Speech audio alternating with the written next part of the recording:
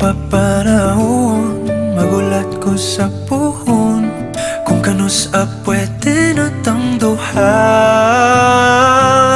Dili pa panahon